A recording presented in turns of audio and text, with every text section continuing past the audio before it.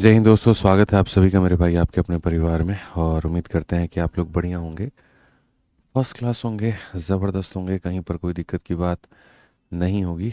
ठीक है, चलिए भाई, बहुत बहुत बढ़िया भाई, राधे राधे। बहुत बढ़िया, राधे राधे भाई। तो कैसी चल रही है आप लोगों की पढ़ाई? कैसे हैं आप लोग? ठीक है, बताइए एक बार। पढ़ाई लिखाई, ज्योमेट्री कैसा चल रहा है सब आप लोगों का? सब बहुत बढ़िया है, फर्स्ट क्लास है? कहीं कोई शिकायत, कहीं कोई दिक्कत, कहीं कोई परेशानी, बता दीजिए। ठीक है, बहुत बढ़िया भाई, बहुत बढ़िया। चलो, किसी तरह से कहीं पर कोई परेशानी नहीं है, बहुत बढ़िया लगा देख करके भाई। ठीक है, आ जाइए। सर, प्रो लेवल की शीट में आरआरबी एनटीपीसी के क्वेश्चन दे दो। वरुण भाई, प्रो लेवल की शीट में लगभग हर एग्ज़ाम्स के क्वेश्चंस होते हैं, और एग्ज़ाम के साथ साथ में मॉक टेस्ट के भी क्वेश्चंस होते हैं, और उसके साथ में ओलंपियाड हो गया, आपका आईआईटी जेई का क्वेश्चन हो गया। ठीक है, मतलब बढ़िया लेवल का क्वेश्चन होता है भाई। तुम एनटीपीसी के चक्कर में भी पड़े हुए हो, लेकिन उससे ऊपर लेवल के क्वेश्चंस वहाँ पर होते हैं। यूपीएसआई के कुछ काफ़ी बढ़िया क्वेश्चंस होते हैं। ठीक है, तो ये सारा होता है मेरे भाई वहाँ पे। ठीक है, एनटीपीसी को लेकर के बच्चों का काफ़ी सारा है कि एनटीपीसी में आप जो है सॉल्यूशन करवा दीजिए। मैं एनटीपीसी की आज पूरे दिन रिकॉर्डिंग ही कर रहा हूँ भाई। अलग अलग तरह के जो चीज़ें हुई हैं उनकी वो रिकॉर्डिंग चल रही है। ठीक है, धीरे धीरे टाइम टाइम पर आपके जो कंसेप्ट वाला चैनल है, एनटीपीसी से जुड़ा हुआ सारा मटेरियल वहीं पर आपको मिल जाएगा। ठीक है भाई, चलिए बहुत बढ़िया मेरे भाई। यहाँ पर अब आगे बढ़ते हैं, और आगे हम यहाँ देखते हैं, तो हमने आपको बता दिया था कुल मिलाकर के यहाँ पर कि ट्रायंगल तीन तरह के होते हैं साइड्स के आधार पे। एंगल के आधार पे सबसे पहला होता है राइट एंगल ट्रायंगल, समकोण त्रिभुज, जिसके बारे में आपने पढ़ा।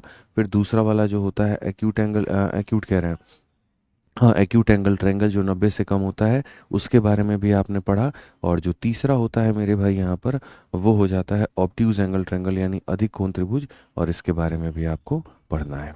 ठीक है, तो अगर हम यहाँ पर चर्चा करें और अगर हम यहाँ देखें, तो ऑब्ट्यूज क्या है? हालांकि मेरे भाई ऑब्ट्यूज यानी अधिक कोण त्रिभुज के बारे में ज़्यादातर बातें हमने शेयर कर ली हैं कि इसका एक एंगल जो होता है वो 90 से ज़्यादा होता है, और बाकी दोनों 90 से कम होते हैं। तो ये वाली बात यहाँ पर लिखी गई है।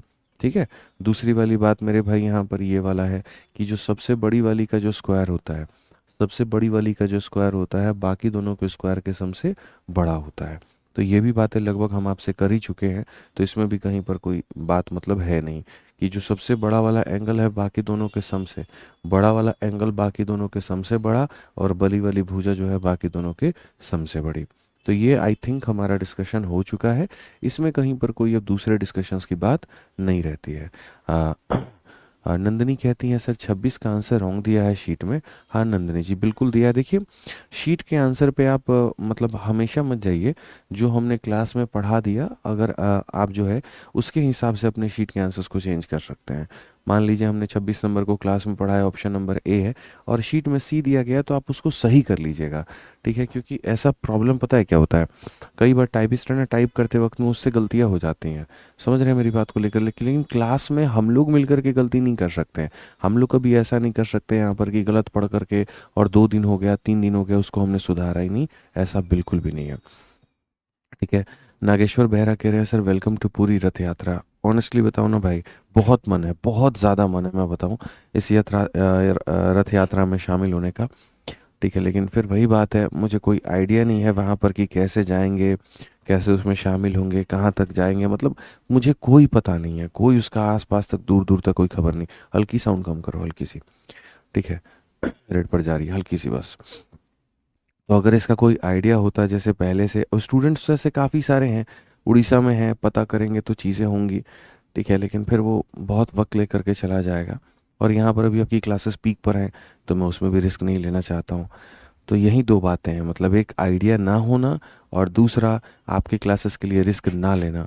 नहीं तो अगर ये दोनों चीज़ें नहीं होती तो डेफिनेटली मैं आपको पूरी में मिलता, और उस रथ यात्रा में होता। ठीक है, आ जाओ, तो एक बार अपन जो है दोबारा से रिवीजन कर लेते हैं, और तीनों ट्रायंगल का जो केस था मेरे भाई यहाँ पर, वो हम आपको बता देते हैं कि सर क्या है। देखिए, तीन तरह के केस होते हैं। एक मेरे भाई यहाँ पर कौन सा होता है, एक्यूट राइट ऑब्ट्यूज। एक्यूट का मतलब 90 से कम, इसीलिए दो एंगल का सम हमेशा तीसरे से बड़ा। यहाँ पर दो एंगल का सम तीसरे के बराबर, और यहाँ पर दो एंगल का सम तीसरे से छोटा। ठीक है। उसके बाद में अगर बात करें साइड के बारे में, दो के स्क्वायर का सम यहाँ पर जो है वो तीसरे से बड़ा, दो का सम तीसरे के बराबर, दो का सम तीसरे से छोटा। ये याद रखिए। इसको देखिए एक बार आप।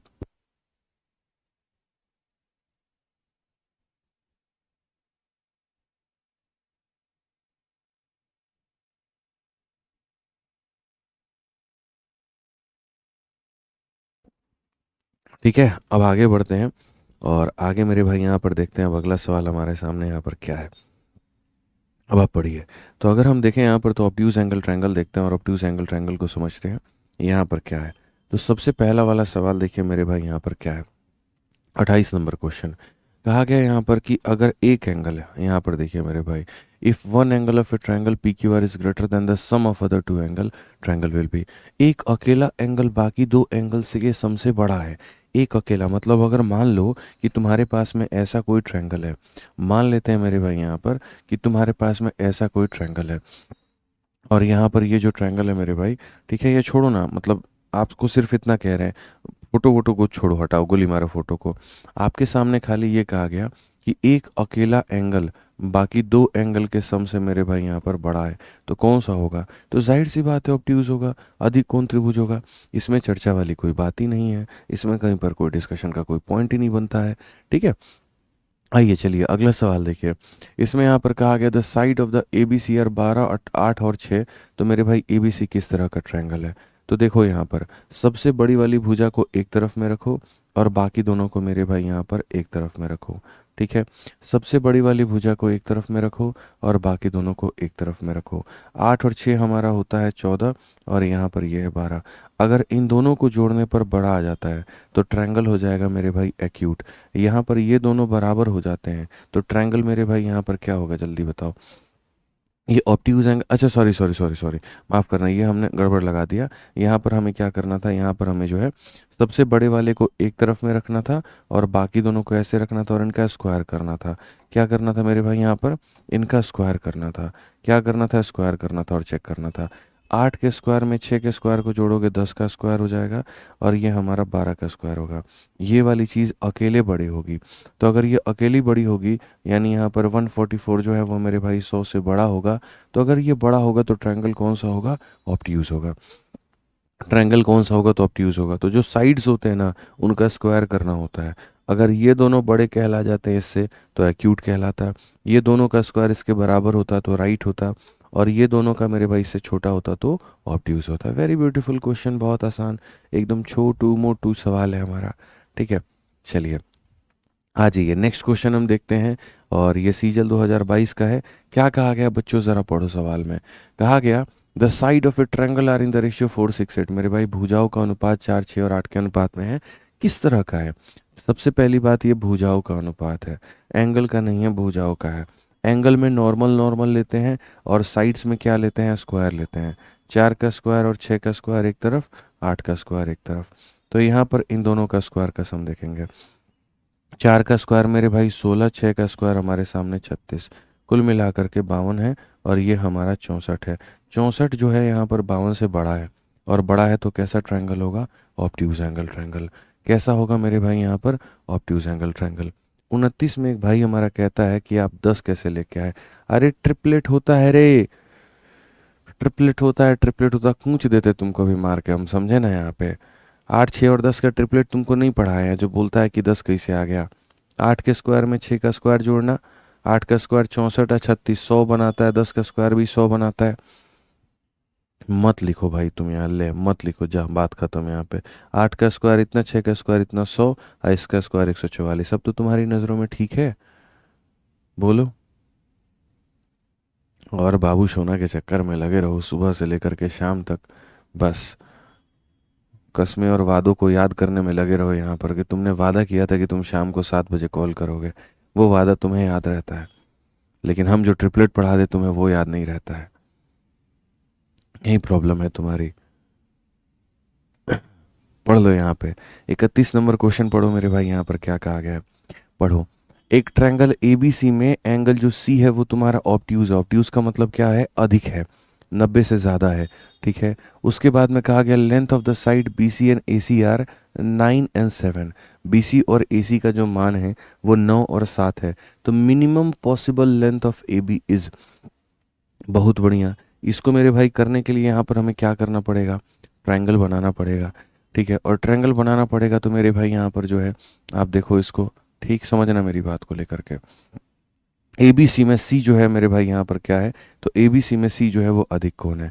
ये ए बी सी में जो मेरे भाई सी है ना, ये ए बी सी में जो सी है मेरे भाई यहाँ पर, ये एक अधिक कोण त्रिभुज है। तो ट्रायंगल ए बी सी में सी एक अधिक कोण त्रिभुज है।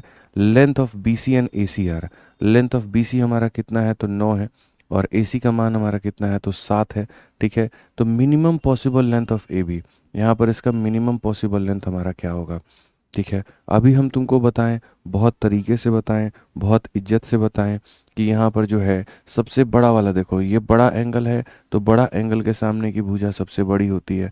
तो सबसे बड़ी वाली भुजा जो होती है, इसके स्क्वायर जो होते हैं, बाकी दोनों के स्क्वायर के सम से क्या होते हैं, तो बड़े होते हैं, ठीक है। 7 का स्क्वायर कितना हो जाता है, 49। 9 का स्क्वायर कितना हो जाता है, 81। और इससे यह हमारा क्या है, तो बड़ा है। अगर हम देखें तो सर यहाँ पर 8 4 12 130, 130 के मेरे भाई यहाँ पर क्या है, बड़ा है। तो इसका कहा गया मिनिमम वैल्यू क्या लोगे, तो अगर हम इसके जगह पर 11 लेते हैं, 11 का स्क्वायर 121, क्या वो 130 से बड़ा होगा, तो नहीं। यानी इसके जगह पर 12 लूँगा, 12 का स्क्वायर कितना होगा, अगर मैं 12 लूँगा तो 12 का स्क्वायर 144 होगा, जो कि 130 से बड़ा होगा यहाँ पर। यानी क्या हो जाएगा, तो मिनिमम जो ले सकते हैं ना भाई साहब, वो 12 ले सकते हैं। मिनिमम जो ले सकते हैं वो कितना ले सकते हैं, 12 ले सकते हैं, ठीक है। विवेक रघुवंशी जी को कॉल करके उनका समाधान कर दीजिए आप, ठीक है। तो यहाँ पर मेरे भाई जो है हम 12 ले सकते हैं, और 12 हमारा जो होगा एकदम सटीक उत्तर होगा। चलो अगला सवाल देखते हैं यहाँ पे, ठीक है। अगला सवाल देखो मेरे भाई यहाँ पर क्या कहा गया। 32 नंबर सवाल में कहा गया कि एक ऑब्ट्यूज एंगल ट्रायंगल, आप पढ़ो। एक ऑब्ट्यूज एंगल ट्रायंगल है मेरे भाई यहाँ पी क्यू आर में, क्यू ऑब्ट्यूज एंगल है, पी क्यू का मान इतना है, क्यू आर का मान इतना है, तो minimum possible length P R का कितना होगा। मुझे लगता है मेरे भाई यहाँ पर तुम इसे बना सकते हो, कहीं पर कोई दिक्कत की बात यहाँ पर नहीं है, कहीं पर कोई दिक्कत की बात मेरे भाई यहाँ पर नहीं है, आप समझिए इस बात को लेकर के। तो अगर हम देखें यहाँ पर तो क्या हो गया, हम यहाँ पर देखें तो बोलेंगे सर देखो ट्रायंगल पी क्यू आर है, ये क्या है, ट्रायंगल पी हो गया, ये हमारा क्यू हो गया, ये हमारा आर हो गया, ठीक है। क्यू कैसा एंगल है, तो क्यू ऑब्ट्यूज एंगल है। पी क्यू का मान हमारे सामने कितना है, तो पी क्यू का मान हमारे सामने 11 है। क्यू आर का मान कितना है, तो क्यू आर का मान हमारा 15 है। तो यहाँ पर इसकी वैल्यू बताओ कि इसकी वैल्यू यहाँ पर क्या होगी, इसकी वैल्यू यहाँ पर क्या होगी सर, पी आर का मान हमारे सामने क्या होगा। तो अगर हम देखें तो हम यहाँ पर क्या कहेंगे, तो हम यहाँ पर ये कहेंगे सर ये एक्स है, ठीक है। और सर ये देखो सबसे बड़ा एंगल, तो उसके सामने की भुजा सबसे बड़ी होगी, तो सबसे बड़ी वाली भुजा जो होगी सर यहाँ पर 11 और यहाँ पर 15, ठीक है। इनके स्क्वायर के सम से सर यहाँ पर ये क्या होगी, तो बड़ी होगी, इनके स्क्वायर के सम से यहाँ पर क्या होगी, तो बड़ी होगी, ठीक है। ये हमारा 121 है, और ये हमारा 225 है, और यहाँ पर ये क्या होगा, बड़ा होगा। अगर हम देखें यहाँ पर तो ये हमारा हो जाएगा सर 346, ठीक है। आप यहाँ बताओ x का कौन सा मान लोगे जो 346 से बड़ा होगा, तो x का मेरे भाई यहाँ पर 18 लेंगे, 18 का स्क्वायर यहाँ पर जो है क्या लगता है मेरे भाई, चलो तुम बताओ 18 का स्क्वायर कितना होता है, 324 होता है। 18 लोगे तो 324 इससे बड़ा हो पाएगा, नहीं हो पाएगा। तो x का मिनिमम मान 19 लेना पड़ेगा, 19 का स्क्वायर 361 होता है। अगर हम यहाँ पर 19 लेंगे तो ये 361 हमारा बड़ा होगा 346 से। सो एटलीस्ट 19, देखो किसका, 19 का स्क्वायर 361, तो x का जो मिनिमम लेंथ होगा वो कितना होगा, 19 होगा। जो मिनिमम होगा ना वो कितना होगा, 19 होगा। क्लियर है ये बात, यहाँ पे आ जाइए। चलिए 33 नंबर सवाल पर चलते हैं। तो कुर्सी की पेटी बांध लीजिए, उड़ान हम बड़ी भरेंगे और 33 नंबर सवाल को हम करेंगे, ठीक है। आ जाइए। चलिए मेरे भाई यहाँ पर क्वेश्चन नंबर 33 में क्या कहा गया, ज़रा पढ़िए। कहा गया कि कंसीडर करिए एक ऑब्ट्यूज एंगल ट्रायंगल को, ठीक है, जहाँ पर एक भुजा 9 है, दूसरी 21 है, तीसरी हमारी x है। अगर 21 सबसे बड़ी साइड है तो यहाँ पर how many such triangle exist, ऐसे कितने त्रिभुज आप बना सकते हैं, ये हमसे इनका कहना है कि तुम कितने बना पाओगे। तो मैंने कहा बहुत बढ़िया बात है यार, ठीक है। 21 सबसे बड़ी भुजा है, तो यानी यहाँ पर क्या कहेंगे, तो हम बोलेंगे सर देखो 9 का स्क्वायर और यहाँ पर x का स्क्वायर, सर ये छोटा होगा किसके स्क्वायर के, 21 के स्क्वायर के, ठीक है।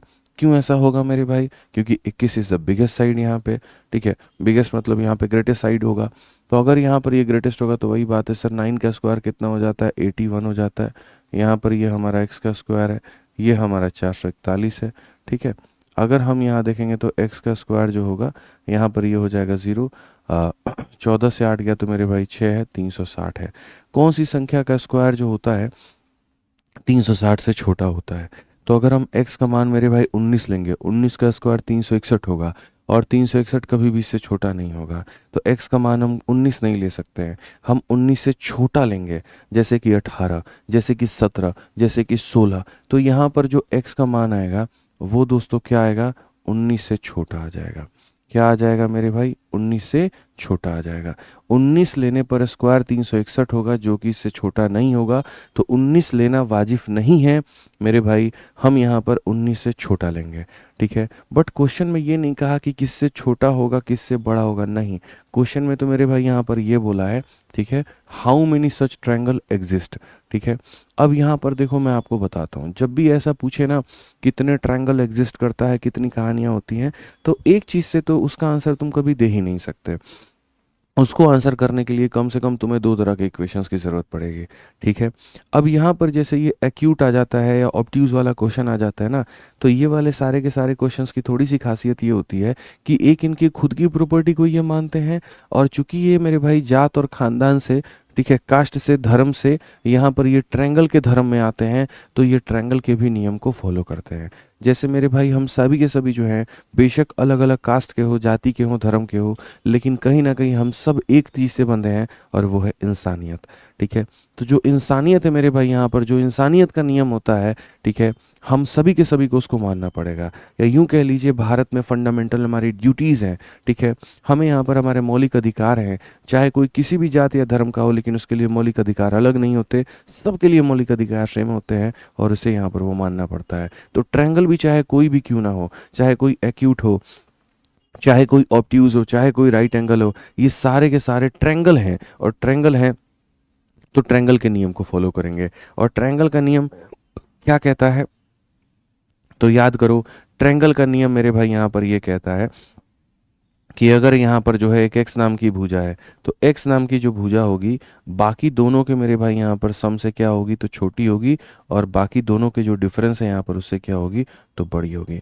दुनिया का कोई भी मेरे भाई ट्रायंगल हो, एक्यूट हो, राइट हो, ऑब्ट्यूज हो, अपनी तो फॉलो करेगा ही करेगा, साथ में ये वाली चीज़ को भी उसे फॉलो करना पड़ेगा, ये उसकी मजबूरी है, ठीक है। तो जैसे यहाँ पर इसमें जो सबसे बड़ी साइड थी वो 21 थी, तो ये जो हमने किया है ये हमने किसकी वजह से किया है, तो ये हमने ऑब्ट्यूज की प्रॉपर्टी लगाई, और ऑब्ट्यूज की प्रॉपर्टी लगाने के बाद में x का मान 19 से छोटा होगा, ये हमने बता दिया। अब हम एक जनरल मेरे भाई एक ट्रायंगल की प्रॉपर्टी लगाते हैं कि जनरली एक ट्रायंगल के बारे में क्या कहा जाता है।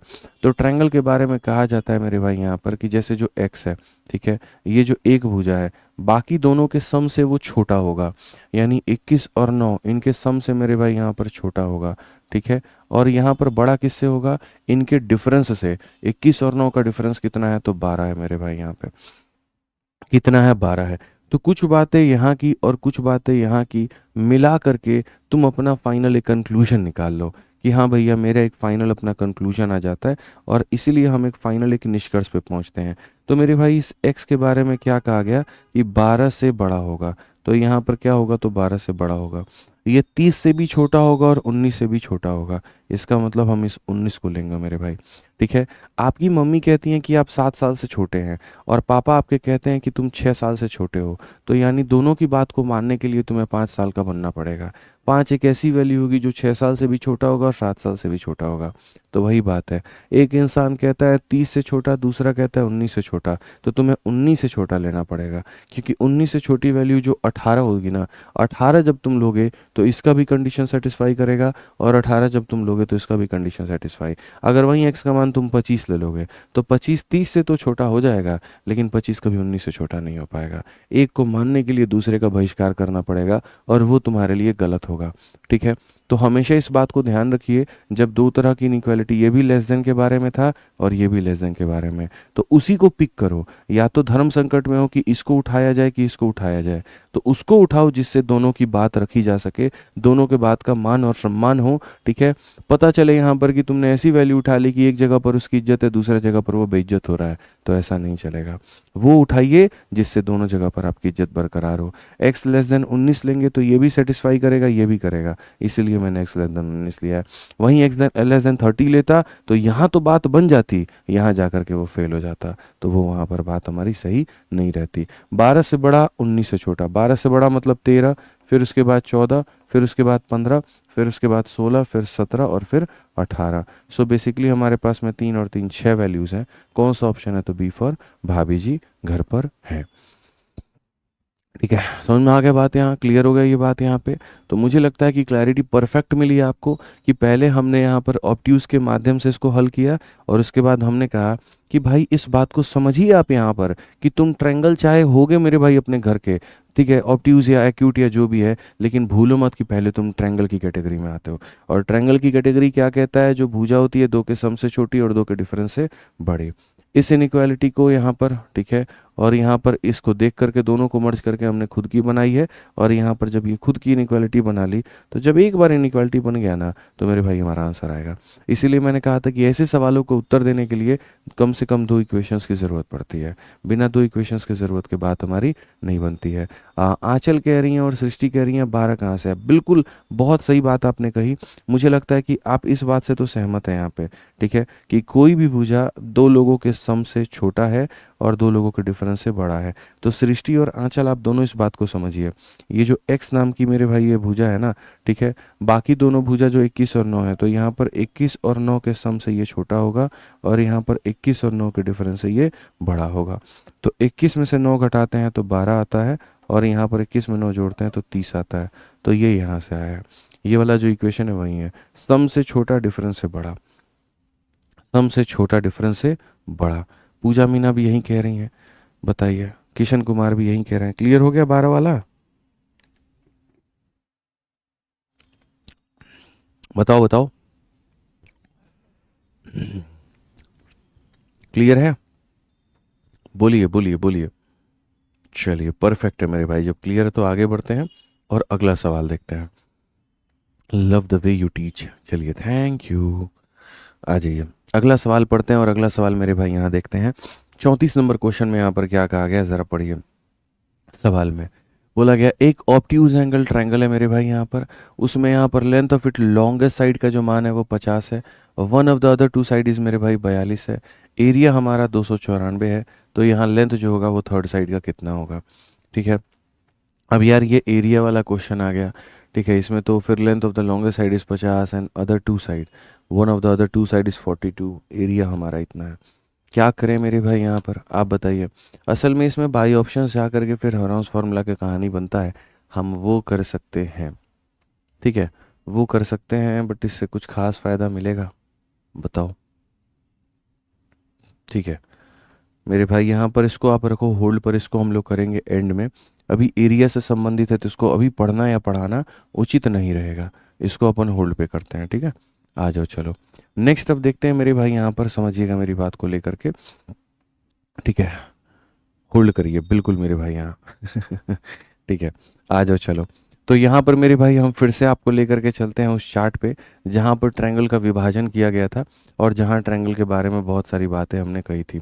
याद करो वो दिन जब हम पढ़ाया करते थे, आज से 1000 साल पहले, जब हम तुम्हें ये सिखाते थे कि जो ट्रायंगल होते हैं वो दो आधार पर बढ़ते हैं। एक एंगल के आधार पर बढ़ते हैं 3 तरह के, राइट हो गया, एक्यूट हो गया, ऑब्ट्यूज हो गया, राइट हो गया, एक्यूट हो गया और ऑब्ट्यूज हो गया, ठीक है। तो यहाँ पर आप राइट भी पढ़ लिए, एक्यूट भी पढ़ लिए, ऑब्ट्यूज भी पढ़ लिए, ठीक। दूसरा हमने कहा था तुम साइड के आधार पर पढ़ते थे, ठीक है। साइड के आधार पर मैंने बताया था कि सारे के सारे अलग होंगे तो स्केलन यानी विषम बाहु कहलाएगा, दो बराबर होगा तो आइसोस्केलेस कहलाएगा, तीनों बराबर होगा तो इक्विलेटरल कहलाएगा। तो अब यहाँ पर ये वाला पूरा पूरा मेरे भाई नेस्तनाबूद करने के बाद, फाइनल करने के बाद अपन इस पे चलते हैं और ये तीनों समझते हैं। मैंने तुम्हें पहले भी कहा था कि अगर तुम हमसे पूछोगे कि पेपर पॉइंट ऑफ व्यू से कौन कौन सा इंपॉर्टेंट है, तो यहाँ से राइट एंगल ट्रायंगल मेरे भाई ये इंपॉर्टेंट है, और यहाँ से आइसोस्केलेस ट्रायंगल यहाँ पर ये इंपॉर्टेंट है। ये तुमको पढ़ करके जाना है तो जाना है, समझ लीजिए मेरे भाई यहाँ पे। ठीक है। एक बच्चा कहता है बहुभुज क्या होता है। अब बहुभुज क्या होता है मतलब पॉलीगन को कहते हैं यार बहुभुज। ठीक है, बहुभुज आई थिंक पॉलीगन को कहते हैं, बहुत सारी भुजाएं। ठीक है, उसको बहुभुज कहते हैं। ठीक है, आ जाइए चलिए यहाँ पर, तो अब अपने सवाल पर चलते हैं और यहाँ पर देखते हैं। अब हम एंटर करते हैं मेरे भाई, ठीक है, ट्रायंगल्स का। चलिए सर, स्पीड को कैसे बढ़ाएं? प्रैक्टिस करने से बढ़ेगा रितु जी, बिना प्रैक्टिस के स्पीड आपकी कभी भी नहीं बढ़ने वाली है, इस बात को ध्यान रखिए। प्रैक्टिस करते चलिए, जो आपकी एसएससी मैथ वाली किताब है उससे कॉन्स्टेंटली क्वेश्चंस लगाते चलिए, अपने शीट से कॉन्स्टेंटली क्वेश्चंस लगाते चलिए, स्पीड एकदम गोली की रफ्तार में हो जाएगी आपकी। ठीक है। अब अगर हम बात करें तो देखिए यहाँ पर समझिएगा बात को लेकर के। हमने ट्रायंगल के बारे में पढ़ा, अब साइड के बारे में एंटर करते हैं। तो साइड के बारे में एंटर करेंगे, सारे के सारे अलग अलग होंगे तो उसे स्केलियन कहेंगे। दो बराबर होगा तो आइसोस्केलेस कहेंगे, और तीनों बराबर होगा तो इक्विलेटरल कहेंगे। तो सबसे पहला बाबू हम एंटर करते हैं और हम पढ़ते हैं। ठीक है, और बाबू से मैं फिर से याद दिला दूँ, मेरा बाबू तुम्हारा बाबू अलग है। समझ में आ गया बात यहाँ पे? ठीक है, बिल्कुल। हमारा बाबू कहना आपके लिए जो अर्थ बनाता है वो अलग अर्थ है, और आप जो बाबू कहते हैं उसका अर्थ जो है वो अलग है। आइए चलिए, तो स्केलियन ट्रायंगल की अगर हम बात करें तो स्केलियन में क्या होता है, तीनों भुजाएं हमारी अलग अलग होती हैं, इसीलिए कहीं पर कोई भी किसी के बराबर नहीं होता, कहीं पर कोई भी किसी के बराबर नहीं होता है। अब जब मेरे भाई भुजा ही तुम्हारी बराबर नहीं होगी तो तुम्हारे एंगल भी डेफिनेट है बराबर नहीं होंगे। तो इसीलिए स्केलियन यानी विषम बाहु, विषम बाहु का मतलब विष है इसके अंदर में। ठीक है, इसीलिए कोई इसके करीब नहीं जाना चाहता है, कोई इससे जुड़ना नहीं चाहता है, कोई इससे दोस्ती करना नहीं चाहता है। ये सारे के सारे अलग अलग होते हैं, इसके नाम में ही इसकी अपनी विशेषता छुपी है कि हम विष है मेरे भाई यहाँ पर। मेरे करीब मत आओ, तुम मेरे करीब मत आओ, मैं तुम्हें बर्बाद कर दूंगी। वही वाली कहानी है मेरे भाई यहाँ पे। ठीक है, तो आप समझिए, तो यहाँ पर इसका जो विषम बाहु का मतलब क्या हो गया, सारी चीज़ें अलग अलग हैं। अब सोचो जिसकी सारी चीज़ें अलग अलग हों, उसमें यहाँ पर कोई भी चीज़ को कैलकुलेट करने में कितना कष्ट होता होगा। तो इसीलिए मेरे भाई यहाँ पर इसमें टेक्निक्स लगाना इंसान भूल जाता है। और ठीक है, समझ रहे हो बात को लेकर के? और टेक्निक्स नहीं लगते हैं तो एंड में मेरे भाई इसका जब बात आया था एरिया निकालने को, तो अब एरिया निकालने को तो जैसे राइट एंगल में half into base into height लग जाएगा, आइसोस्केलेस में लग जाएगा। ये स्केलियन ऐसा आदमी है जिसके अंदर में कोई ट्रिक ही नहीं लगता है। तो थक हार करके आदमी पहुंचे सारे के सारे हेरोंस के पास, उनसे कहा कि आप ही अगर कुछ हो तो फॉर्मूला दे दीजिए जिससे हम इसका क्षेत्रफल यहाँ पर कैलकुलेट कर पाएँ, क्योंकि ट्रिक व्रिक तो कुछ बन नहीं रहा है। हेरोंस ने कहा ठहरो, तुम रुको, अभी हम यहाँ पर एक ऐसा फॉर्मूला देते हैं जिसके माध्यम से तुम मेरे भाई यहाँ पर किसी भी त्रिभुज का क्षेत्रफल निकाल सकते हो। किसी भी त्रिभुज का क्षेत्रफल, चाहे वो आइसोस्केलेस हो मतलब विषम बाहु हो, चाहे वो मेरे भाई समबाहु हो, जैसा भी हो मेरे भाई यहाँ पर तुम उनका क्षेत्रफल निकाल पाओगे। मोहम्मद जुनैद कह रहे हैं यूपीएससी सीसेट के लिए बुक लेकर के आइए। यूपीएससी की 9 किताबें मेरे भाई यहाँ पर काम चल रहा है। यूपीएससी की 9 किताबें लिख रहा हूँ मैं, सब्र करो, आ जाएगा यहाँ पे बहुत जल्द तुम्हें देखने को मिलेगा। एक नहीं, दो नहीं, तीन नहीं, कुल मिलाकर के 9 किताबों के ऊपर में काम हो रहा है। आपकी जो अपनी एयर पब्लिकेशंस है मेरे भाई यहाँ पर, वो बहुत सारे मल्टीपल सेगमेंट्स पर काम कर रही है। वो एसएससी सेगमेंट पर अभी तक काम कर रही थी, फिर उसके बाद हम स्टेट में एंटर किए, स्टेट में एंटर करने के बाद अब हम यूपीएससी में जा रहे हैं। यूपीएससी में जाने के बाद में हम फिर आपका मतलब बहुत लंबा प्लान विचार है, अभी अभी इतना छोटा नहीं है। बाद में आपको नॉवेल भी देखने को मिलेगा, सारी चीज़ें मिलेंगी, सब्र करिए, थोड़ा पेशेंस रखो यार। यूपीएससी की किताब को हल्के में समझते हुए हालत ख़राब हो जाती है लिखने में। ठीक है, आ जाओ चलो। तो यहाँ पर हमने क्या कहा, पेरीमीटर से पेरीमीटर ये करके। तो अगर हम मेरे भाई यहाँ पर बात करें तो हेरोंस के पास जब हम लोग पहुँचे तो हमने कहा जी क्षेत्रफल कैलकुलेट करने का तरीका बताओ। तो हेरोंस ने कहा देखो, पूरी दुनिया जानती है कि पेरीमीटर शब्द क्या होता है। पेरीमीटर का मतलब होता है परिमाप, परिमाप का मतलब होता है सबको जोड़ दो। तो यहाँ सबको जोड़ दो तो वो क्या कहलाएगा, परिमाप कहलाएगा। सबको जोड़ दो तो मेरे भाई यहाँ पर क्या कहलाएगा, परिमाप कहलाएगा। ठीक है, अगर इसी चीज़ को तुम आधा कर दो तो वो बन जाता है सेमी पेरीमीटर। इसी चीज़ को आधा कर दो तो क्या बन जाएगा, सेमी पेरीमीटर, यानी a plus B plus C by मेरे भाई यहाँ पर 2। ठीक है, तो जैसे हम आपका आधा कर दें तो आप सेमी बन जाओगे। सर्कल का आधा, सेमी सर्कल, समझ रहे हो मेरी बात को रेड करके? किसी भी चीज़ का आधा करते हैं। Semi is a root word, English का रूट वर्ड है, और ये रूट वर्ड जहाँ पर भी आए तो समझना आधा करने की बात हो रही है। अगर हम सोहेल को आधा आधा कर दें तो सेमी सोहेल हो जाएगा मेरे भाई यहाँ पर, समझ गए? तो पेरीमीटर को आधा कर दिया तो ये सेमी पेरीमीटर हो गया। तो यहाँ क्षेत्रफल निकालने के लिए हेरोंस ने कहा कि एक काम करो, सबसे पहले तुम सेमी पेरीमीटर निकालो। तो सेमी पेरीमीटर निकालने का मतलब जोड़ करके क्या करना, आधा करना, ठीक है। फिर उसके बाद में हम एरिया निकालेंगे। एरिया निकालने के लिए क्या करेंगे, तो यहाँ पर हो जाएगा S into S minus A into S minus B into S minus C हो जाएगा। ये मेरे भाई यहाँ पर हो गया। इस तरीके से हम क्षेत्रफल निकालेंगे। किसी भी त्रिभुज का जो क्षेत्रफल है मेरे भाई यहाँ पर वो यही होगा। ये हमारा हेरोंस का फॉर्मूला है। और आप देखो इतना मज़ा आएगा आपको, इतना मज़ा आएगा इससे, हेरोंस का फॉर्मूला से मेरे भाई यहाँ पर आपको निकालने में। एरिया आप देखना कितना मतलब अच्छा फील होगा, फील गुड, आपको फील गुड वाली फीलिंग आएगी, ठीक है। हालांकि देखो फील गुड वाली फीलिंग के लिए मेरे भाई मैंने अभी एक वीडियो बनाई थी कि इंसान के दिमाग में दो तरह के मेरे भाई हार्मोन होते हैं, ठीक है। जब आपको अच्छा फील होता है तो ये एक हार्मोन है जो रिलीज होता है, और जब आपको मेरे भाई यहाँ पर जो है, ठीक है, थोड़ा स्ट्रेस या गुस्सा फील होता है तो आपको ये होता है। तो आई थिंक यहाँ पर डोपामाइन होता है, आई थिंक ना, dopamine, dopamine is a good feeling hormone. और मेरे भाई यहाँ पर कॉर्टिसोल जो होता है ये स्ट्रेस हार्मोन होता है। कॉर्टिसोल से मोटापा भी बढ़ता है, बाल भी झड़ते हैं, ठीक है, जब आपका आता है। तो आई थिंक डोपामाइन जो है is a feel good hormone, और कॉर्टिसोल जो है मेरे भाई यहाँ पर ये स्ट्रेस वाली हार्मोन है। एक बार डोपामाइन चेक करना भाई, डोपामाइन ही है क्या? ठीक है, चलिए मेरे भाई मैंने अभी हाल फिलहाल ही पढ़ा है, मतलब वो एक वीडियो बनाई थी ना जो मैंने कहा नहीं था। अबे टोपामाइन नहीं होता है टोपी आदमी, डोपामाइन होता है, डी होता है।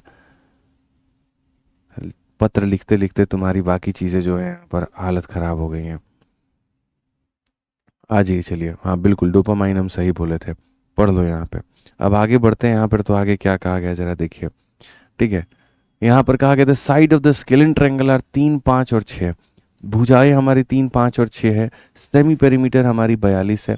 तो यहाँ पर कहा गया what is the difference of the largest और स्मॉलेस्ट साइड। भाई देखो मेरे को तो थोड़ा सा रटा हुआ है, समझ रहे हो मेरी बात को? बोर्ड कट रहा है, बच्चा बोलता है आपको दिखता नहीं है थोड़ा, मतलब अच्छा ठीक है नहीं कट रहा है, तो बदमाश लड़का है फिर ये। अब आ जाओ मेरे भाई यहाँ पर, ये जो सेमी पेरीमीटर 42 है ना, हालांकि मेरे भाई मैं आपको बता दूं 42 मेरे भाई कब आता है, मैं थोड़ा सा आपको आइडिया दे देता हूँ। ये मेरे लिए रटा रटाया है कि 42 जो आता है वो मेरे भाई 13, 14 और 15 में आई थिंक आता है। मतलब एक चेक चेक कर लेते हैं, चलो छोड़ो हटाओ। आप यहाँ पर देखो मेरे भाई, जो आपकी भुजाएं हैं वो इस अनुपात में हैं, ठीक है। और जो सेमी पेरीमीटर है वो आपका यहाँ पर ये है। तो आप एक काम कहोगे, आप यहाँ बोलोगे गुरुजी देखिए ये वाली भुजा को हम 3x मानते हैं, अगली भुजा को हम 5x मानते हैं, उसकी अगली भुजा को हम 6x मानते हैं, और इनका सेमी कर देंगे तो ये हमारा 42 के बराबर चला जाएगा, ठीक है। अगर हम यहाँ देखेंगे तो हम बोलेंगे 6, 5, 11 दिन हमारा 14 है, ठीक है। और 14x की वैल्यू कितनी हो जाएगी, 84 हो जाएगी। कुल मिलाकर के काटेंगे तो x का मान 6 हो जाएगा। अगर x का मान 6 हो जाएगा तो यहाँ पर हर एक भुजा का मान देखो, 6 इंटू तुम्हारा 3 कितना हो जाएगा, 18 हो जाएगा, ठीक है। 6 इंटू 5 हमारा 30 हो जाएगा, और 6 इंटू 6 हमारे सामने कितना हो जाएगा, 36 हो जाएगा। तो हमने यहाँ पर मेरे भाई सारी भुजाओं का मान लिख लिया, और सारी भुजाओं का मान लिख लिया तो डिफरेंस ऑफ लार्जेस्ट और स्मॉलेस्ट, तो यहाँ पर लार्जेस्ट और स्मॉलेस्ट में जो डिफरेंस है वो कितने का है, 18 का है। तो यहाँ पर कितना हो जाएगा, 18 हो जाएगा। कितना हो जाएगा मेरे भाई यहाँ पर, 18 हो जाएगा, ठीक है। चलिए यहाँ पे तो ये समझ में आ गया, तो इसीलिए उसमें बहुत ज़्यादा कुछ बता मतलब बनता नहीं है क्वेश्चन से यहाँ पे, ठीक है। हाँ ये बना सकते हैं कि जैसे मैं आपको एक क्वेश्चन दे रहा हूँ, अब यहाँ देख लो, एक्यूट में एक सवाल ऐसा बन सकता है कि सर आपके पास में एक ट्रायंगल है, आपने कहा जी है, मैं कह रहा हूँ यहाँ पर कि इसकी भुजा मेरे भाई यहाँ पर है 11 है, और इसकी भुजा मेरे भाई यहाँ पर 12 है, और इसकी भुजा मेरे भाई यहाँ पर 13 है। अब आप मेरे को इसका एरिया बता दो कि एरिया यहाँ पर कितना होगा। देखते हैं कितने लोग मेरे भाई इसका एरिया बता पाते हैं, हेरोंस फार्मूला का इस्तेमाल करके कितने लोग बता पाते हैं, बताइए। अरुण भाई कहते हैं हम हैदराबाद से आपका क्लास देखते हैं, हैदराबाद में सिर्फ एक कंपनी सर एक कंपनी ब्लास्ट हो गई है, 200 वर्कर की जान चली गई है।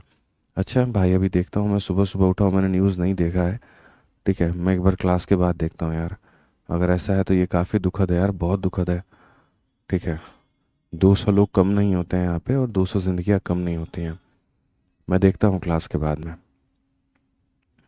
ठीक है, आइए चलिए यहाँ पर। तो ये मेरे भाई हम जो है देखते हैं मेरे भाई यहाँ पर। तो क्वेश्चन में हमसे यहाँ पर क्या कहा गया, तो क्वेश्चन में सबसे पहले सेमी पेरीमीटर कहा गया। सेमी का मतलब होता है जोड़ करके आधा।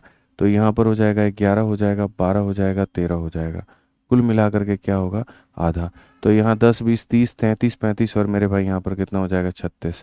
तो मेरे भाई 36 का भी आधा, और 36 का आधा हमारे सामने कितना होगा, तो 18 होगा। 36 का आधा कितना होगा, 18 होगा। अब उसके बाद में यहाँ पर एरिया की बात करते हैं।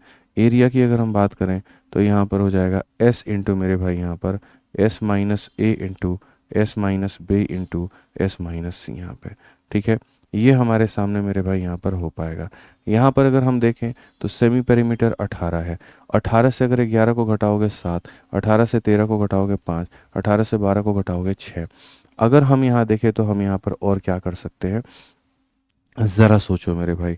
तो ये सारी की सारी चीज़ें हम जो है कैसे, 18 का मतलब हो जाएगा सीधा 6 इंटू 3 मेरे भाई, यहाँ पर हो जाएगा 7, यहाँ पर हो जाएगा 5 और यहाँ पर हो जाएगा 6। मेरे भाई दो जगह पर 6 है तो 6 को उठा लेते हैं, और बाकी 7 बचे 35 into 3 105, 6 root 105 is the correct answer. ये बिल्कुल हमारा सही उत्तर है। 6 रूट 105 जो है यहाँ पर बिल्कुल हमारा सही उत्तर है, कहीं पर कोई दिक्कत की बात नहीं है। हमेशा हम उस चीज़ को बाहर खींच लेते हैं, ठीक है, जो रूट में नहीं रहना चाहता है, और बाकी लोगों को रूट में रहने देते हैं। ठीक है, कोई दिक्कत की बात यहाँ पे है तो बता दीजिए।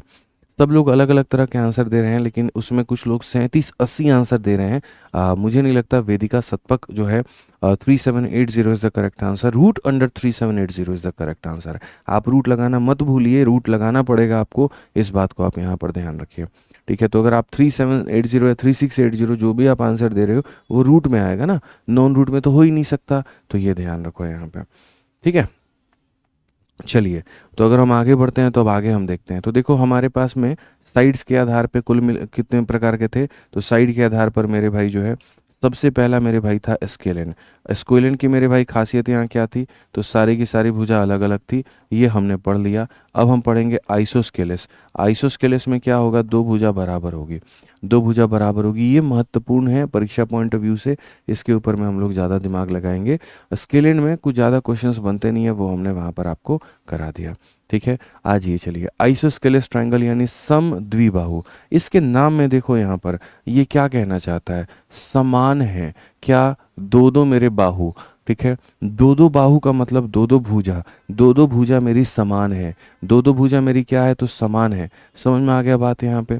तो यानी अगर मान लो कि ये वाली भुजा और ये वाली भुजा समान है यहाँ पर, तो इसके सामने का एंगल मेरे भाई और इसके सामने का एंगल ये भी हमारा समान होगा। भैया साइड के बराबर होते ही, साइड के बराबर होते ही एंगल बराबर हो जाता है। तो वही बात सबसे पहले यहाँ पर कहा गया है, और आप पहले प्रॉपर्टी को पढ़ो कि लेंथ जो होता है दो साइडों का इक्वल होता है।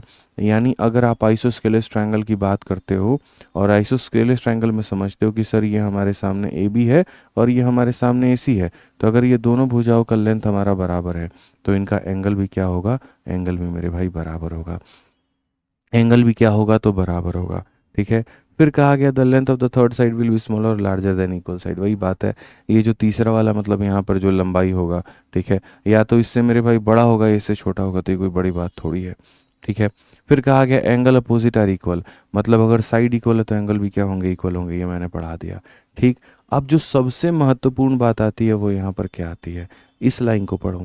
ये लाइन तुम जीवन में कभी मेरे भाई यहाँ पर मत भूलना, कभी मत भूलना मेरे भाई। यहाँ पे ये लाइन क्या है, एक आइसोस्केलेस ट्रायंगल में द मीडियन पहला वाला पॉइंट, फिर उसके बाद में यहाँ पर द एंगल बाइसेक्टर दूसरा पॉइंट, फिर तीसरा परपेंडिकुलर बाइसेक्टर, ये हो गया तीसरा, और चौथा मेरे भाई एल्टीट्यूड। चार चीज़ें होती हैं, और मेरे भाई यहाँ पर चारों के चारों जो अनइक्वल साइड पे गिरती हैं वो क्या होती हैं, सेम होती हैं। ठीक है, और यहाँ पर ए बी सी को मेरे भाई दो कॉन्ग्रुएंट ट्रायंगल में बांट देती हैं। मैं तुम्हें अभी समझाता हूँ इसका मतलब क्या होता है। देखो चार अलग अलग चीज़ें होती हैं, ठीक है, बाकी लोगों के लिए ये चार जो लोग हैं ये अलग अलग हैं, समझना मेरी बात को। पहला वाला अलग है, दूसरा वाला अलग है, तीसरा वाला अलग है, चौथा वाला अलग है, लेकिन एक जगह पर आ करके ये चारों के चारों बराबर हो जाते हैं। और वो कौन सा है, तो आइसोस्केलेस ट्रायंगल है। ठीक है, मैं हर एक शब्द का मतलब आपको समझाता हूँ। सबसे पहला शब्द यहाँ पर कहा गया मीडियन, जिसको हिंदी में अपन क्या कहते हैं, हिंदी में अपन माध्यिका कहते हैं। मीडियन जानते हो कौन होता है? तो मीडियन मेरे भाई, ठीक है एक सेकेंड सॉरी, ठीक है आवाज़ में तो गड़बड़ी नहीं आई। तो मीडियन मेरे भाई यहाँ पर वो होता है, मीडियन का मतलब होता है मादिका। मादिका कौन सी होती है? तो मादिका सामने वाली भुजा से एक लाइन डाला जाए और जो इसको आधे आधे में काट दे तो उसको हम लोग कहते हैं मीडियन। ठीक है, अब यहाँ पर ये जब आधे आधे में काटता है तो मैटर नहीं करता कि वो एंगल 90 पर होगा कि नहीं होगा, ऐसा कहीं पर कोई भी बात मेरे भाई नहीं है। तो सबसे पहले अगर माध्यिका के बारे में समझना है तो तुम्हें ऐसे समझना पड़ेगा कि सर सामने वाली भुजा जो इसको आधे आधे में काट दे, ठीक है, तो हम इसे क्या कहेंगे? तो हम इसे मीडियन कहते हैं, माध्यिका कहते हैं। ठीक है, दूसरी बात मेरे भाई यहाँ पर परपेंडिकुलर बाइसेक्टर। परपेंडिकुलर बाइसेक्टर मेरे भाई यहाँ पर क्या होता है? मान लीजिए तुम्हारे सामने एक ऐसा त्रिभुज है, ठीक है, और परपेंडिकुलर बाइसेक्टर का मतलब कि यहाँ पर इसका मिड पॉइंट ढूंढो और एक ऐसा लाइन आए, ज़रूरी नहीं है यहाँ से हो, बट एक ऐसा लाइन हो जो 90 बनाने के साथ में आधे आधे में काट दे। इसको हम लोग मेरे भाई यहाँ पर कहते हैं परपेंडिकुलर बाइसेक्टर। क्या कहते हैं? परपेंडिकुलर बाइसेक्टर कहते हैं। ठीक है, तीसरा पॉइंट यहाँ कहा गया एल्टीट्यूड। एल्टीट्यूड में यहाँ पर क्या फ़र्क है? ठीक है, एल्टीट्यूड का मतलब होता है, यहाँ पर समझना मेरी बात को, एल्टीट्यूड का मतलब जैसे मानो ऐसा कोई ट्रायंगल है तो बस यहाँ से जो 90 डिग्री बना दे, फर्क नहीं पड़ता कि वो कितने पर काट रहा है, कोई मतलब नहीं है उससे, तो हम इसे क्या कहते हैं? इसे हम एल्टीट्यूड कहते हैं। इसे हम क्या कहते हैं? तो एल्टीट्यूड कहते हैं मेरे भाई। समझ में आ गया बात यहाँ पे? इसे हम यहाँ पर क्या कहते हैं? तो लंब कहते हैं। ठीक, तो यहाँ पर ये हमारी माध्यिका हो गई, ये हमारा लंब समद्विभाजक हो गया, ये हमारा एल्टीट्यूड हो गया, और चौथा मेरे भाई यहाँ पर क्या है? तो मीडियन भी हो गया। अच्छा, एंगल बाइसेक्टर, एक हमारा एंगल बाइसेक्टर है। एंगल बाइसेक्टर का मतलब क्या होता है? ये तुम्हारा एंगल बाइसेक्टर हो जाएगा। मैं साइड में हो जाता हूँ बुड़ के, लेकिन अच्छा नहीं लगेगा ना, मैं साइड में होकर पढ़ाऊंगा तो। ठीक है, एंगल बाइसेक्टर क्या होता है वो समझो। एंगल बाइसेक्टर ऐसा हो गया जैसे तुम्हारे सामने ये ट्रायंगल है, ठीक है, अब यहाँ पर ये वाला एंगल है, यहाँ पर जो लाइन आ करके इस एंगल को मतलब आधे आधे में काट दे, तो यहाँ पर इस रेखा को क्या कहते हैं? इंग्लिश में कहते हैं एंगल बाइसेक्टर, और हिंदी में कहते हैं मेरे भाई कोण समद्विभाजक। हिंदी में क्या कहते हैं? कोण समद्विभाजक कहते हैं। अब नॉर्मली ये चार लोग होते हैं और ये अलग अलग होते हैं। ठीक है, एंगल बाइसेक्टर अलग चीज़ को कहा जाता है, ठीक है, मीडियन माध्यिका अलग चीज़ को कहा जाता है मेरे भाई यहाँ पर, ठीक है, परपेंडिकुलर बाइसेक्टर अलग चीज़ को कहा जाता है, और आपका जो एल्टीट्यूड है इसको अलग चीज़ को कहा जाता है। लेकिन जब बात मेरे भाई यहाँ पर आइसोस्केलेस ट्रायंगल की आती है, जब बात मेरे भाई आइसोस्केलेस ट्रायंगल की यानी सम द्विबाहु त्रिभुज की आती है, तो ये चारों अपना अपना ईगो छोड़ करके इसके लिए बराबर होने की बात कहते हैं। नहीं तो फिर यहाँ पर जात और धर्म के नाम पे इस कदर ये बढ़ चुके हैं कि ये कहता है मैं राजपूत हूँ, ये कहता है मैं जाट हूँ, ये कहता है मैं गुजर हूँ, ये कहता है मेरे भाई मैं भूमियार हूँ, सब अलग अलग बटा हुआ है। लेकिन जब बात यहाँ पर अपने देश की आती है, जब बात यहाँ पर एकता की आती है, तो ये भूल जाते हैं कि ये क्या है, फिर ये कहते हैं हम भारतीय हैं, और हम भारतीय हैं तो हम तुम्हारे साथ खड़े हैं, हम एक ही जगह पर खड़े हैं, बस ये समझ लीजिए। ठीक है, तो वही बात है, जब बात यहाँ पर इसकी आएगी तो कैसे एक हो जाएंगे बताओ? तो फिर यहाँ पर देखो यही वाली जो लाइन होगी, यही वाली लाइन काम करेगी किसका? एंगल बाइसेक्टर का। यानी एंगल बाइसेक्टर का मतलब यही वाली लाइन काम करेगी, और ये वाली जो लाइन है ये हमारा एंगल को आधे आधे में बांट देगी। ठीक है, फिर यहाँ पर यही वाली जो लाइन है मेरे भाई मीडियन है, ठीक है, तो यही वाली लाइन अब मीडियन का भी काम करेगी, और मीडियन का काम करेगी तो यहाँ पर इसको भी आधे आधे में बांटेगी। तो यही लाइन एंगल बाइसेक्टर बन के एंगल को काट दी, यही लाइन मीडियन बन करके साइड को मेरे भाई यहाँ पर काट दी। ठीक है, यही लाइन मेरे भाई यहाँ परपेंडिकुलर बाइसेक्टर, परपेंडिकुलर बाइसेक्टर, यही लाइन मेरे भाई बनेगी जो परपेंडिकुलर भी होगी, ठीक है, समझना, जो परपेंडिकुलर भी होगी और आधे आधे में बांटेगी। तो जो परपेंडिकुलर होने के साथ साथ आधे आधे में बांटे उसको परपेंडिकुलर बाइसेक्टर यानी लंब समद्विभाजक कहा जाता है। ठीक है, और मेरे भाई यहाँ पर बात करें एल्टीट्यूड की, तो एल्टीट्यूड क्या होता है? सामने वाली भुजा से इसके ऊपर में डाला गया मेरे भाई जो लाइन है यहाँ पर, बस वो जा कर के 90 बना दे तो एल्टीट्यूड कहलाता है। तो पहले यहाँ पर ये चार रेखाएं अलग अलग हुआ करती थी, आज उस एक रेखा को ही चारों का चारों बना दिया गया। उस एक रेखा को ला करके कह दिया गया तुम एंगल बाइसेक्टर का काम तुम ही करोगे, मीडियन का काम भी तुम ही करोगे, यहाँ पर जो है कहीं ना कहीं परपेंडिकुलर बाइसेक्टर तुम ही बनोगे, और जैसे परपेंडिकुलर बाइसेक्टर बनोगे तो ऑटोमेटिक ये क्या बन जाएगा? एल्टीट्यूड बन जाएगा। समझ में आ गया बात यहाँ पर? ठीक है, तो ये आप ध्यान रखो यहाँ पे। और जैसे ये कहानी होती है ना, तो तुम्हारा जो ये ट्रायंगल है मेरे भाई यहाँ पर, ये दो टुकड़ों में बढ़ जाता है और वो दोनों टुकड़े बराबर होते हैं, इधर का टुकड़ा और इधर का टुकड़ा। क्या कमी है और क्यों ये बराबर नहीं होंगे? ये वाली भुजा इस वाली के बराबर, ये वाली भुजा इस वाली के बराबर, ये वाला एंगल इस वाले के बराबर। तो यानी यहाँ पर जैसा मेरे भाई इधर बात होगा, वैसा आपका इधर बात होगा। आपके शरीर का अगर आप देखोगे, जो ऐसा दाहिना हिस्सा है वैसा बायां हिस्सा है, तो ट्रायंगल का जैसा दाहिना हिस्सा वैसा बायां हिस्सा। इसीलिए कहा गया है कि यहाँ पर ये डिवाइड करता है हमारे ABC को दो कॉन्ग्रुएंट ट्रायंगल में। ठीक है, यहाँ पर ये दो अलग अलग कॉन्ग्रुएंट ट्रायंगल में इसको क्या करता है, डिवाइड करता है। सिमिलर भी नहीं, दो कॉन्ग्रुएंट ट्रायंगल में। ठीक है, अब जिसके बारे में आपने इतनी बातें पढ़ी, तो उसका क्षेत्रफल कैसे निकालोगे? तो क्षेत्रफल निकालने के दो तरीके, या तो हेरोंस फार्मूला से निकाल सकते हो, और नहीं तो उसी हेरोंस फार्मूला में छोटी छोटी चीज़ों को अगर तुम बराबर करोगे तो तुम्हारा फार्मूला बन के चला आएगा। मैं नॉर्मली यहाँ पर बता देता हूँ मेरे भाई बात हमारे यहाँ पर क्या है और क्या नहीं है, ताकि तुम्हें यहाँ पर क्लैरिटी मिल जाए। ठीक है, यहाँ पर तुम्हें जो है मेरे भाई क्लैरिटी मिल जाए, समझना मेरी बात को। तो अगर हम हेरोंस फार्मूला के बारे में देखें तो यहाँ पर क्या है, बेसिकली जैसे दुनिया क्या जानती है, दुनिया ये जानती है कि कोई भी ट्रायंगल होता है ना मेरे भाई यहाँ पर। तो ट्रायंगल होता है तो यहाँ पर ये वाली जो भुजा है हमारी, इसको हम लोग कहते हैं ए। ठीक है, जो इक्वल होती है उसे ए कहते हैं, और जो इक्वल मेरे भाई नहीं है उसे हम लोग बी कहते हैं। ये हमारा मेन केस होता है। हेरोंस भाई साहब ने हमें कहा था कि ट्रायंगल का एरिया निकालना होगा, तो यहाँ पर तुम ये देख लो, S into S minus A into S minus B into S minus C. उसी को मॉडिफाई करके हम एक फॉर्मूले में तब्दील कर सकते हैं, या हम बिना हेरोंस का इस्तेमाल किए भी हम इसका क्षेत्रफल निकाल सकते हैं। आप बोलोगे सर कैसे आप बिना हेरोंस के मेरे भाई यहाँ पर जो है वो इसका एरिया निकाल दोगे? मैंने कहा देखो कैसे निकालेंगे। यहाँ से अभी जो हम लोगों ने चार चार बातें कही हैं, तो यहाँ पर ये बत्ता कितने में, तो मेरे भाई यहाँ पर 90 डिग्री में। फिर तुमने अभी ये बात मेरे से बोली, ठीक है, जिसको तुम झुठला नहीं सकते हो। तुमने कहा था कि सर यहाँ पर ये आधे आधे में बढ़ जाते हैं, तो यहाँ सर बिल्कुल, यानी अगर पूरे का मान मेरे भाई यहाँ पर b है, पूरे का मान b है, तो ये वाली वैल्यू हमारी b/2 हो जाएगी, और ये वाली वैल्यू हमारी b/2 हो जाएगी। क्या हो जाएगी? तो b/2 हो जाएगी। ठीक है, तो यहाँ पर आप एक बात बताओ, यहाँ पर अगर आप एक ट्रायंगल को प्यार भरी नज़रों से अगर तुम देखो, यहाँ पर ये वाली ट्रायंगल को मेरे भाई देखो, ठीक है, तो ये वाली जब ट्रायंगल को देखोगे और यहाँ पर ये जो होगा तुम्हारे मेरे हाइट होगा, तो इसको हाइट को कैसे निकालोगे? तो इसके स्क्वायर में से इसके स्क्वायर को तुम्हें घटाना पड़ेगा। ठीक है, यानी अगर हम बात करेंगे मेरे भाई यहाँ पर, तो हाइट को निकालने के लिए क्या करना पड़ेगा? तो हाइट को निकालने के लिए हाइपोटेनस के स्क्वायर में से मेरे भाई यहाँ पर आपको बेस के स्क्वायर को क्या करना पड़ेगा? घटाना पड़ेगा। तो अगर आपको ये घटाना पड़ेगा तो आप यहाँ पर क्या कहोगे? आप यहाँ पर कहोगे सर ये a का स्क्वायर है और यहाँ पर मेरे भाई b का स्क्वायर अपॉन में 4 है। ठीक है, अगर हम देखें तो हम यहाँ पर ये कहेंगे सर 4a का स्क्वायर है और यहाँ पर मेरे भाई b का स्क्वायर है, और डिवाइडेड बाई कितना है? 4 है। ठीक है, तो इसका यहाँ पर रूट हो गया। अब अगर हम देखते हैं तो सर यहाँ पर जो है रूट हो जाएगा, रूट में यहाँ पर जो है मेरे भाई 4a स्क्वायर माइनस यहाँ पर b स्क्वायर, और 4 का रूट हमारा कितना होगा? तो 4 का रूट हमारा 2 होगा। तो ये हमने क्या निकाली है? हमने बच्चों हाइट निकाली है। क्या निकाली है? हाइट निकाली है। हमारे देवेश भाई कहते हैं we want minimum 2 hour class, हमें कम से कम 2 घंटे की क्लास चाहिए। तो पढ़ाते तो है 2 घंटे, एक सुबह में 1 घंटा चलता है, शाम में 1 घंटा चलता है, बताओ नहीं चलता है 2 घंटा? बोलो तुम सुबह 2 घंटा डाइजेस्ट करो, हम 2 घंटा पढ़ाने को तैयार है।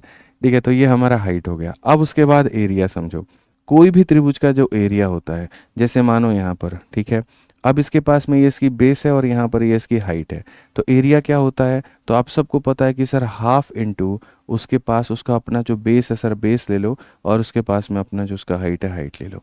इससे कोई मुकर नहीं सकता है, इससे कोई भी नहीं मुकर सकता है। Half into base into height लगभग सबको पता है। तो अगर सबको पता है तो बस यहाँ पर वही कंसेप्ट लगाओ। ठीक है, यहाँ पर अगर आप देखोगे तो बोलोगे सर हाफ है तो हाफ ले लीजिए, गुरुजी बेस है तो बेस की जगह पर बी है तो आप यहाँ पर बी ले लीजिए, और जो इसका हाइट है तो आप यहाँ पर इसका हाइट लेकर के आइए। जब आप इसका हाइट लेकर के आएंगे तो यू विल फील कि sir 4a square minus b square और डिवाइडेड बाई कितना है? तो 2 है। अब अगर हम इसी को रीडिज़ाइन कर दें, 1 इंटू बी हमारा b हो जाएगा, 2 इंटू 2 हमारा 4 हो जाएगा, तो b अपॉन 4, और ये हो जाएगा 4a स्क्वायर माइनस यहाँ पर b स्क्वायर, जिसको दुनिया याद करके चलती है कि भैया ये हमारा फॉर्मूला होता है। और किसका फॉर्मूला होता है मेरे भाई यहाँ पे? तो ये हमारा क्षेत्रफल निकालने का फॉर्मूला होता है। ये किसका फॉर्मूला होता है? तो क्षेत्रफल निकालने का फॉर्मूला होता है। ठीक है, समझ में आ गया बात। रोहित रजा आपको अनब्लॉक क्या करें, आप तो पहले से अनब्लॉक हैं, आपको क्यों भैया ब्लॉक किया जाएगा बताइए। तो b/4 × 4a² माइनस b², याद रखनी है, क्षेत्रफल निकालने का फॉर्मूला है। तो आओ चलो मेरे भाई यहाँ पर हम तो पहले छोटे छोटे सवालों के साथ शुरुआत करें, फिर उसके बाद हम आगे बढ़ेंगे और फिर उसके बाद हम आगे देखेंगे। तो सबसे पहला सवाल 36 नंबर तुम्हारे सामने साफ तौर पर कहा गया कि पेरीमीटर 50 है, बेस 18 है। पेरीमीटर कितना है 50 है, बेस कितना है 18 है। तो बताओ इक्वल साइड्स के मान कितना होगा, यहाँ पर ये इक्वल कितना होगा। तो कहा गया पेरीमीटर 50 है, सबको जोड़ने पर 50 आएगा। ए हो गया प्लस ए हो गया प्लस 18 हो गया, जोड़ने पर कितना आएगा 50 आएगा। तो अगर जोड़ने पर 50 आएगा तो 2a का जो मान होगा वो हमारे सामने 32 होगा। यहाँ पर इसका मान कितना होगा 16, और इसका मान 16 होगा। तो यहाँ पर जो है इक्वल साइड की वैल्यू 16 है। ऑप्शन नंबर सी है करेक्ट आंसर है। ठीक है, समझ में आ गया बात। यहाँ पे कोई दिक्कत की बात है, कोई परेशानी की बात है? सर b/2 नहीं ले सकते क्या, पूजा मीना का कहना है। बच्चे b/2 लोगे तो तुम एक ट्रायंगल की वैल्यू निकाल पाओगे। मैंने एक ट्रायंगल का नहीं, मैंने दोनों ट्रायंगल का कहा है। तो b/2 और b/2 का मतलब यहाँ पर सीधा सीधा कितना लेना पड़ेगा, b लेना पड़ेगा। ठीक है, आ जाइए, चलिए 37 नंबर क्वेश्चन चलते हैं। और 37 नंबर क्वेश्चन हम देखते हैं क्या कहा गया। पढ़िए, बोला गया मेरे भाई यहाँ पर ये हमारा आइसोस्केलेस ट्रायंगल है। ठीक है, if one angle of isosceles triangle, ठीक है, if one angle of an isosceles obtuse triangle, ठीक है, आइसोस्केलेस भी है और ऑब्ट्यूज भी है। तो आइसोस्केलेस ऑब्ट्यूज का मतलब यहाँ पर ये वाली बात है। ठीक है, कैसी बात है मेरे भाई, यहाँ पर ये वाली बात है। यहाँ पर अरे भैया, ठीक है, तो यहाँ पर ये वाली बात है। अब ये वाली जो बात है वो कैसी है, तो कहा गया one angle of A isosceles obtuse triangle 28.5 है, ये मेरे भाई 28.5 है। ठीक है, तो ये हमारा जो होगा एंगल हमेशा बड़ा वाला होगा। तो बड़ा वाला होगा तो ये छोटा वाला होगा। छोटा वाला के वैल्यू कितना है 28.5 है। अगर ये 28.5 है तो गारंटेड है यहाँ पर ये भी कितना होगा 28.5 होगा। ठीक है, तो कहा गया मेरे भाई यहाँ पर ये वाला एंगल का मान बताओ ये कितना होगा। तो ऐसे मान करके चलो कि सर ये हमारा थीटा होगा। अब ये थीटा होगा और यहाँ पर इन दोनों का सम, सबको जोड़ दो, थीटा जमा इतना तो 180 आएगा। 28.5 कितना होता है 57 होता है। तो थीटा प्लस 57 बराबर कितना 180। तो यहाँ से थीटा का जो मान आ जाएगा, इसमें से आप इसको घटा दीजिए तो बोलेंगे सर 123 आ जाएगा। कौन सा ऑप्शन है, तो डी फॉर दीदी तेरा देवर दीवाना। बिल्कुल मेरे भाई यहाँ पर डी जो है करेक्ट आंसर है। डी जो है मेरे भाई यहाँ पर क्या है, बिल्कुल हमारा सही उत्तर है, कहीं पर कोई दिक्कत की बात नहीं है। ठीक है, आ जाइए, चलिए आगे बढ़ते हैं और आगे देखते हैं। 38 नंबर क्वेश्चन पढ़िए मेरे भाई, यहाँ पर क्या कहा गया। साफ तौर पर कहा गया है कि आपके पास में एक ऐसा समद्विबाहु त्रिभुज है। समद्विबाहु त्रिभुज है जिसका नाम है एल हो गया, एम हो गया और यहाँ पर एन हो गया। इसमें यहाँ पर क्या है, तो आपकी एल एम हो गई और आपकी एल एन हो गई, ये दोनों भुजा बराबर है। एम एल एन का मान मेरे भाई, एम एल एन का मान जो है ये हमारे सामने कितना है, तो 37 डिग्री दिया गया है।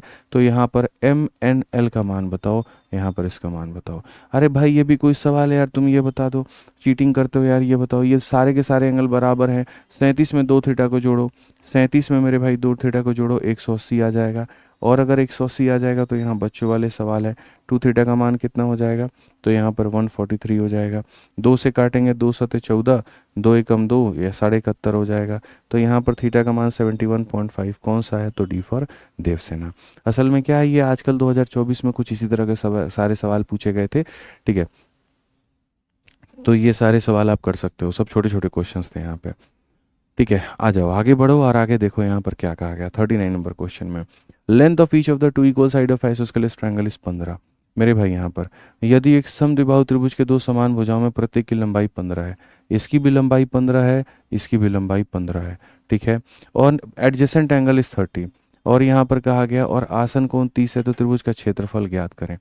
हर एक इक्वल साइड का मान इतना और एडजेसेंट एंगल कितना है मेरे भाई यहाँ पर 30 है।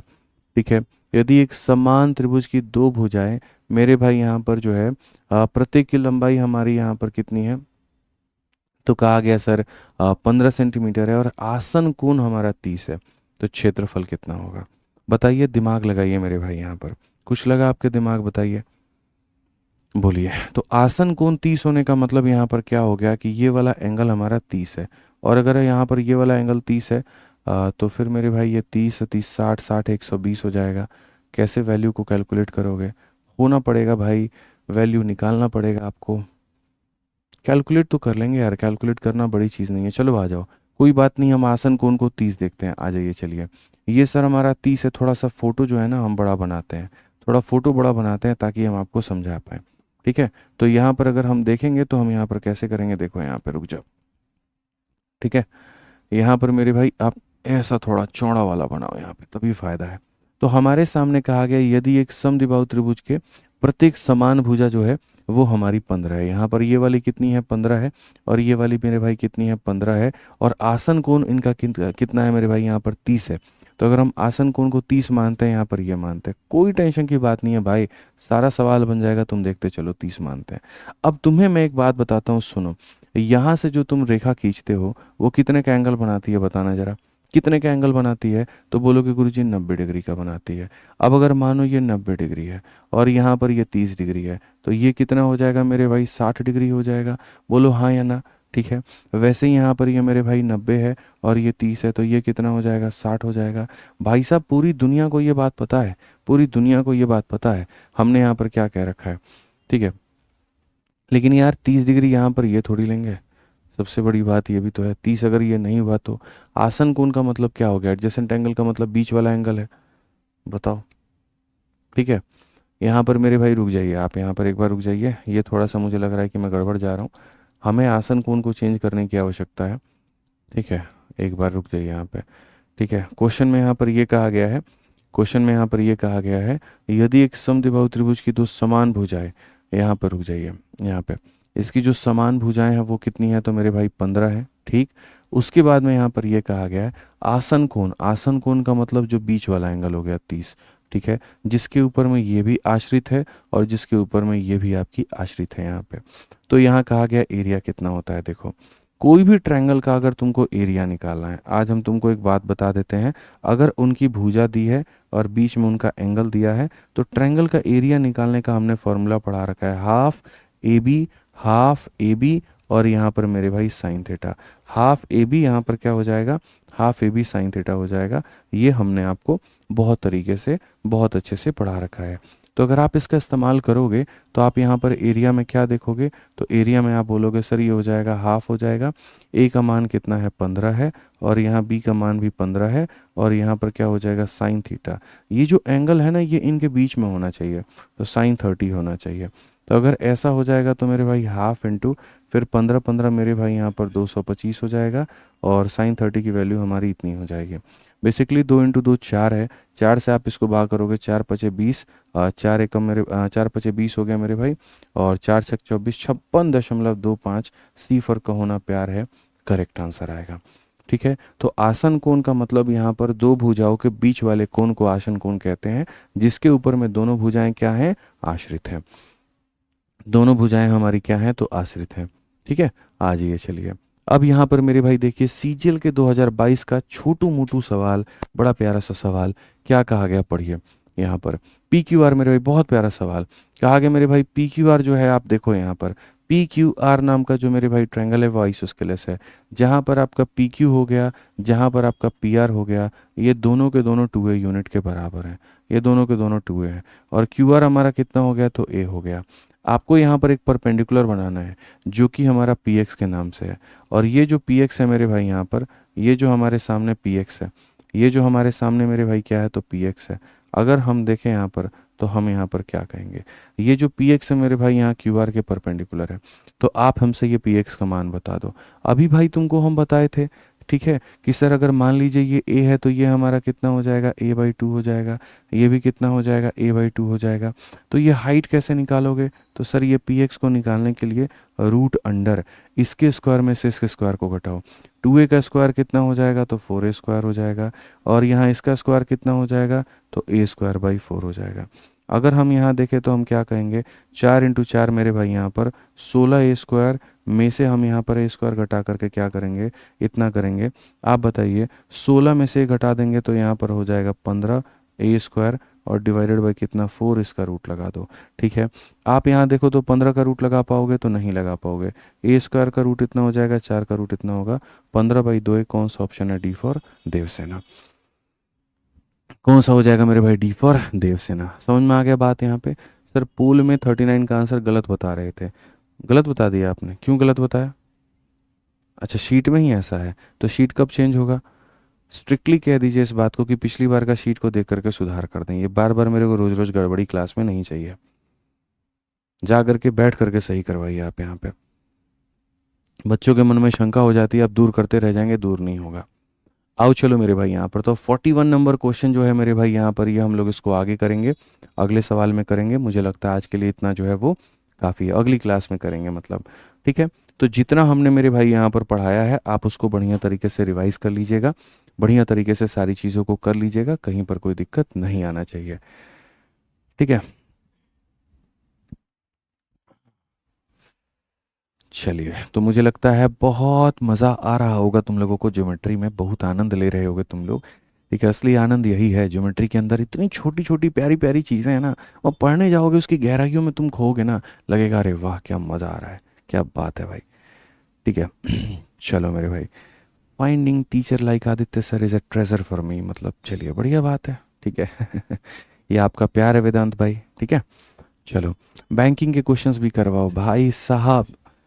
बैंकिंग का सिलेबस अपने आप में एक अपरंपार है यार, बहुत बड़ा सिलेबस है, बहुत बड़ा। उसमें घुस गए तब तो 1.5 साल का तो छुट्टी हो गया, ये मान के चलो। ऐसा नहीं है बैंकिंग को बॉयकॉट करते हैं, पढ़ाते हैं, ठीक है, लेकिन उसके में डेप्थ में जाओगे तो फिर बड़ी दिक्कत होगी, फिर उतना नहीं जा सकते। ठीक है, चलो ध्यान रखो अपना, खुश रहो, मस्त रहो, और बढ़िया तरीके से पढ़ाई अपनी करती रहो। आज के लिए इतना ही है, ध्यान रखो भाई, बहुत बहुत धन्यवाद, थैंक यू।